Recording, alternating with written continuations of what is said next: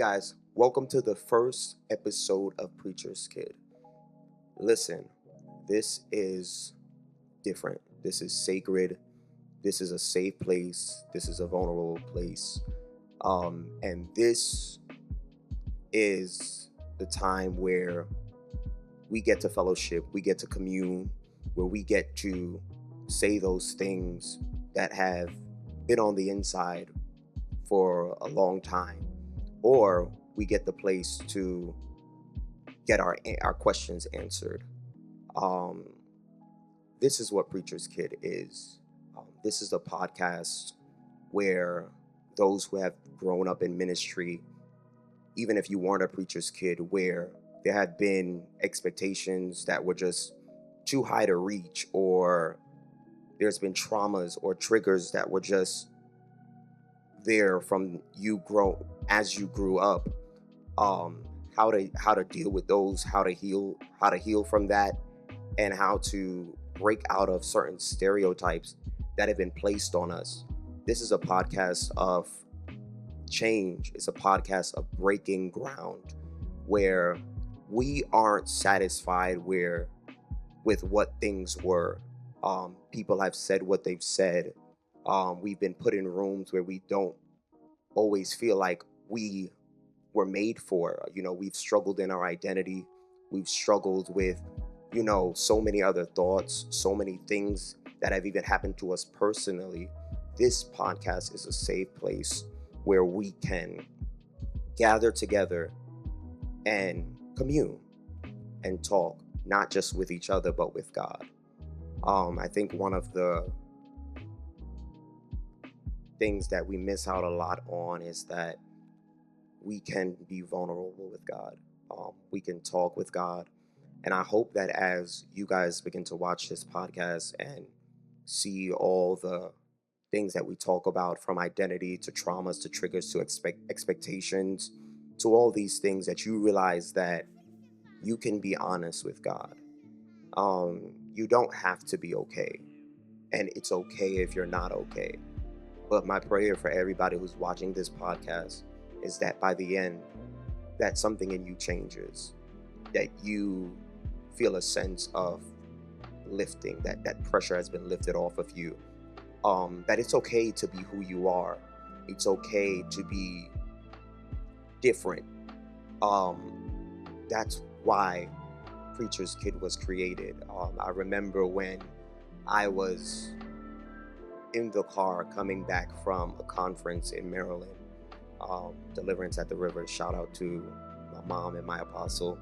I was leaving the conference, and the Lord will sometimes just drop certain ideas in my head, and he gave me this podcast.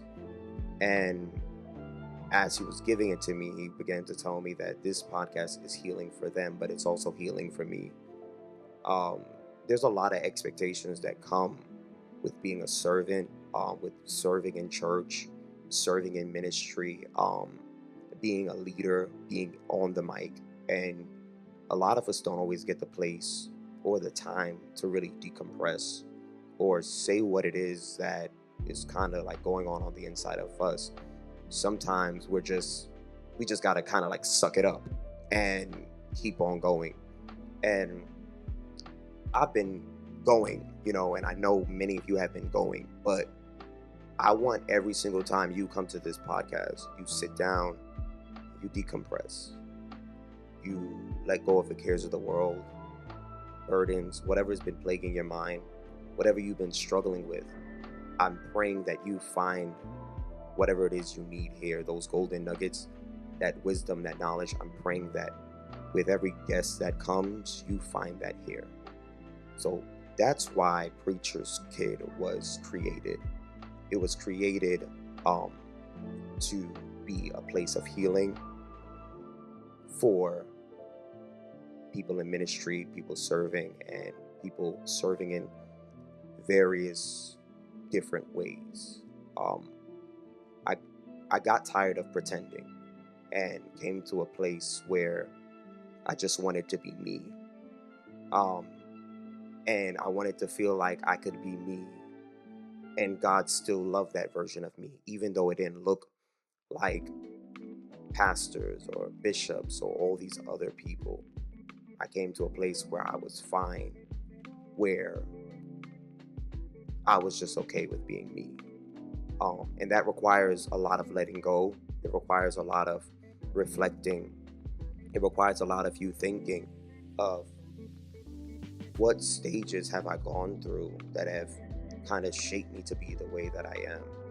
You know, because we're always going and going and going, sometimes we don't really get the time to even reflect on where we are in God. But I just want to like pause right here and say, ministry is not who you are. That's not who you are. Don't get lost in your title.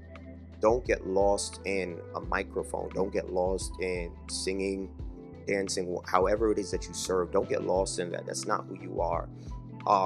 We were created to worship, but you can have an identity outside of just being a pastor. You know, you can love to do things that aren't in the four walls of a church. And that's okay. Don't feel like you're forced and you have to be boxed into four walls of a church. No, you are more than that. And you don't have to feel like you only have to effect change in the four walls. No, Preacher's Kids is a place where you can learn how to affect change, not just here in your own personal ministry or in your church, but also out there in the world, in every industry, and whatever it is that you feel like God is calling you to. So here is just a little short version of my story. I didn't even give y'all my name, but you know, we're here now. And my name is Tyla Parris. I'm 25 years old. I am a preacher's kid. I am newly married. And if I go back into my past, growing up as a preacher's kid was crazy. It was hectic. It was all over the place.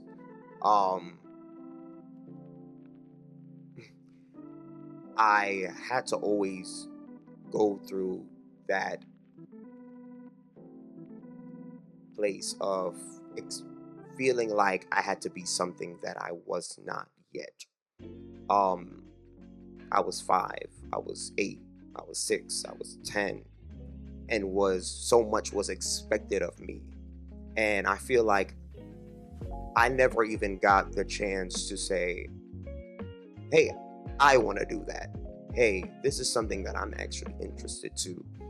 I remember as young as like maybe 6 to 8, like I was put in class to like learn how to play the keyboard. And I'm like, is that something that I wanted? You know, I would come into church and like be forced to, you know, do things that I just feel like was not me at the time. And because of that, I grew up and began to rebel out of the church because I never made that decision for myself. And I feel like, you know, as ministers, preachers, we have to allow people to make that decision for themselves. Our job is to lead people, but not to force them into anything, not to force them into positions, not to force them to sit on a keyboard, not to force them to sing, because at the end of the day, it's going to cause them to rebel. Like people aren't going to find pleasure in things that they weren't interested in the first place. And I think that pressure of expectation, like I wanted to sleep in the back of the church most of the times, and I did. You know, I had a mattress. They literally had a mattress in the back of the church for me. But you know, there were times where I would try to get away with things that other kids in the church would, and I couldn't. And I'm like, I'm a kid, you know, like I don't want to be around y'all. Like I don't want to be in prayer meeting. I don't want to be in Bible study. I don't want to, you know, have to show up to every service and be the first one here and the last one to leave. I think as a child that affected me a lot, where it was more of what ministry wanted instead of kind of what I wanted. And because I was so young, I wasn't at the place to yet deny myself um, of what I wanted. I just wanted what I wanted, and that was it. Um, I will never forget, it was on countless times where my mother would have to, like, we would be leaving church probably about like 11, 12 o'clock, getting home 1, 2 a.m. in the morning. And my brother was such a heavy sleeper. And I was always the one that was like a light sleeper. And she would wake me up and be like, come on, we're going inside. And it would take us about 5 minutes to get this boy out of the car. And it was a lot. And, we would still have to wake up early for school the next morning. And, those pressures, like, that affects you, that changes you, that causes you to, kind of rebel and say, like, I don't want this. I don't want this. I don't want this. I was frustrated a lot of the times, especially growing up, because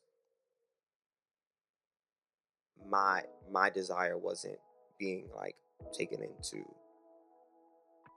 taken into perspective. Like, I'm 7 years old. I want to go to a party. I want to go hang out with my friends outside at school, and I couldn't do that.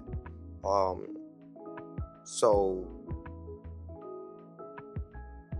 there were a lot of moments where, like, I questioned God, questioned Him on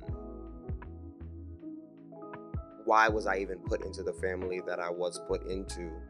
Um, why am I a preacher's kid? Why am I here? Um, who am I? Because I feel like the church made me into something that I didn't want to be. You know, if you ask me then, I don't know if I wanted to be a worship leader. I don't know if I wanted to be on a microphone. And I thank those who, toughed it out with me, because now I can say, like, that is my call. I'm graced to do what I'm doing, but there is still another side to it. If all we do is grow up in ministry and that's all it is to our life, when the people in ministry turn on you, when there's negativity here, when there's drama here, when all these other things are happening, who are you? Just let that sink in. When people walk away from you, who are you?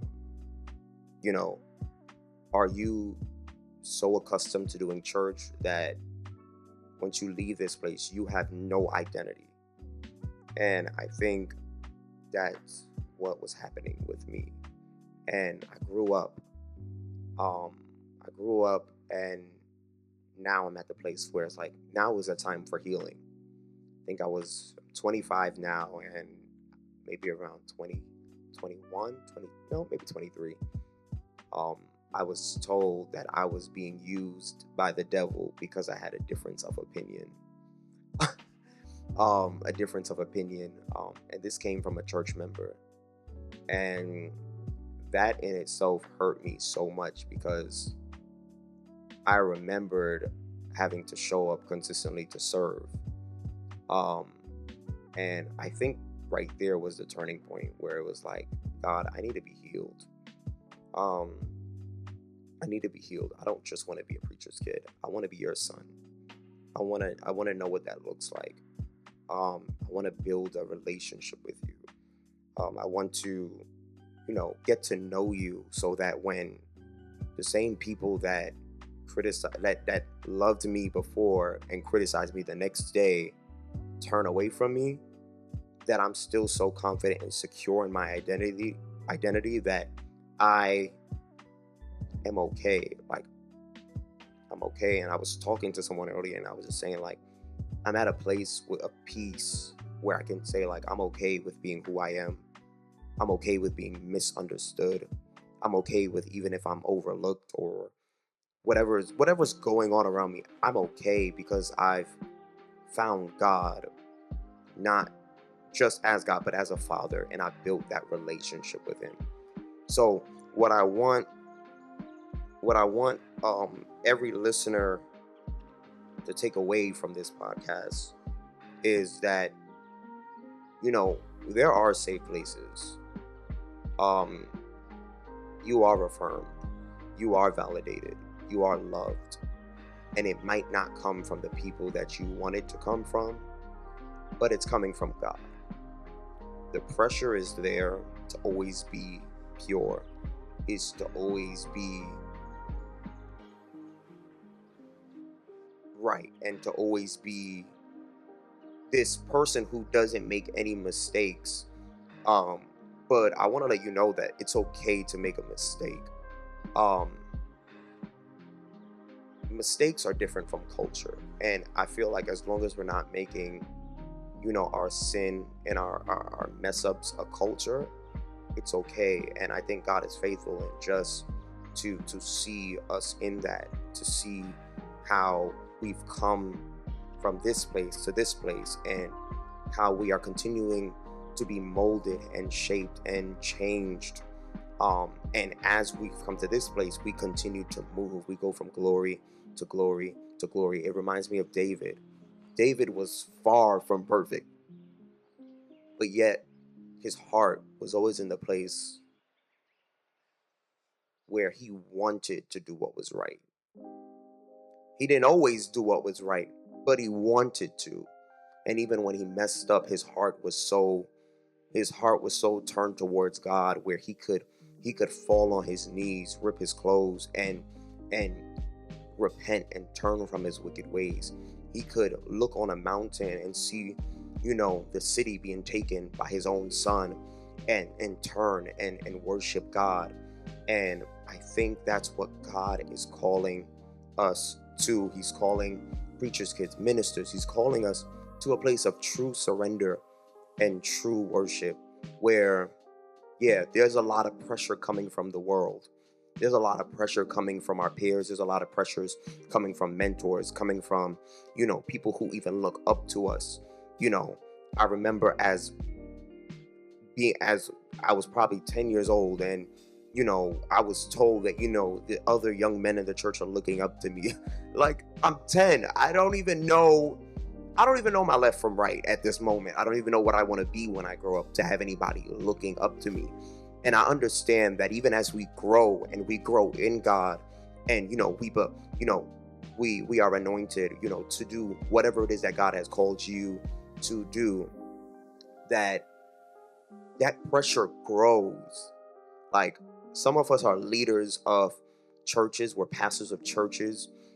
Some of us have grown and become singers and songwriters. Some of us have grown and become creatives.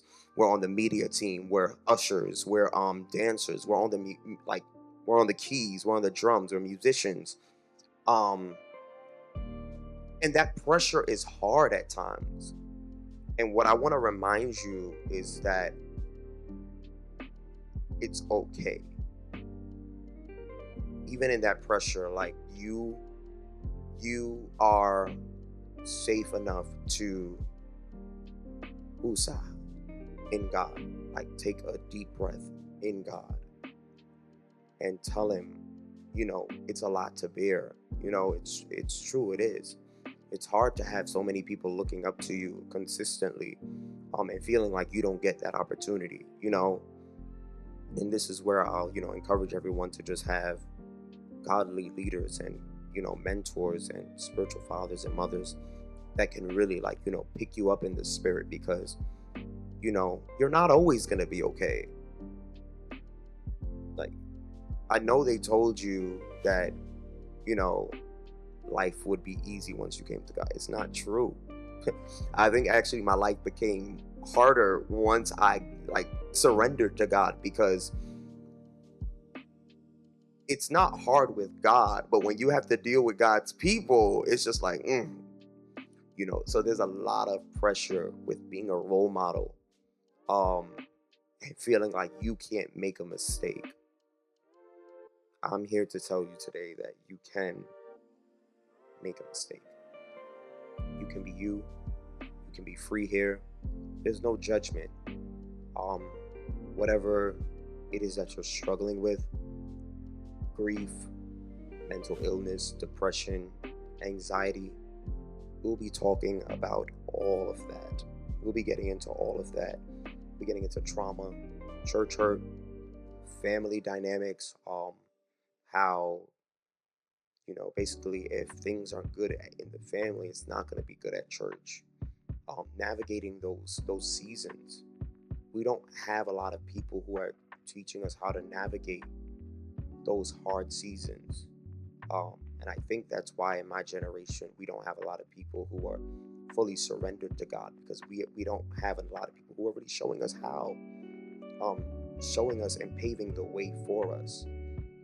Don't get me wrong, I believe we have amazing mothers and fathers in the gospel, but I do believe that a lot of us have put down that assignment to train up the next generation and to show us the way. So I feel like a lot of times we're doing this on our own, but not here. This is a community. It's a place of safety. It's a place of covenant. And it's an impartation. It's healing. We're here and we're going to be breaking stereotypes.